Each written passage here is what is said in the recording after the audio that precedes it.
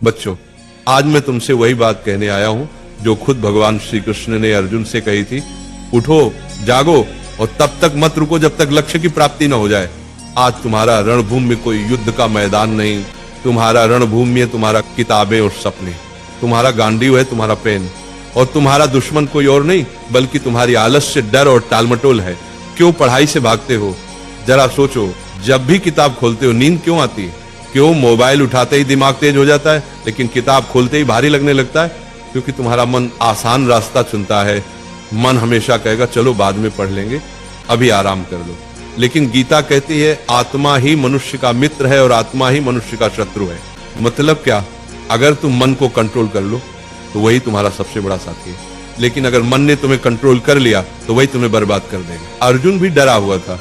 उसने कहा, हे माधव, मैं नहीं लड़ सकता, मेरा मन विचलित है।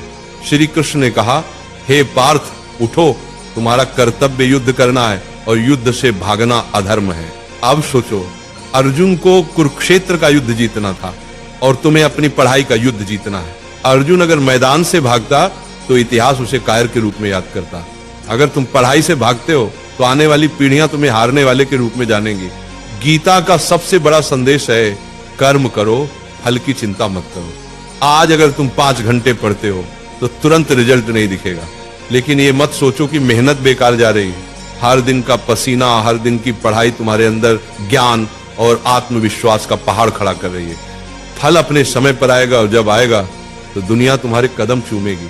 आज तुम्हारा असली दुश्मन पढ़ाई नहीं, तुम्हारा असली दुश्मन है आलस्य, ध्यान भटकना, सोशल मीडिया और कल से पढ़ेंगे वाली सोच। गीता कहती है संयम ही सच्ची विजय है।